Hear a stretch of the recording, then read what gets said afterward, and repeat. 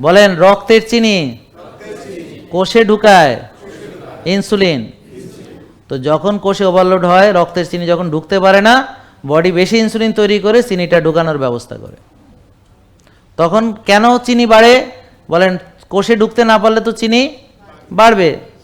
তো রক্তের চিনি যদি বেড়ে যায় তাহলে বলেন বেশি ইনসুলিন তৈরি করে, বলেন বেশি ইনসুলিন তৈরি করে রক্তের চিনিকে কোষে ঢুকায়। কে ঢুকায়? আপনার বডি ঢুকায়। আপনার ব্রেন বলে, প্যানক্রিয়াসকে বলে আরেকটু ইনসুলিন বানাও। তো যখন দেখবেন ইনসুলিন বেশি কিন্তু চিনি স্বাভাবিক, বুঝবেন ওভারলোড শুরু হয়ে গেছে। আমার কথা বুঝেন নাই?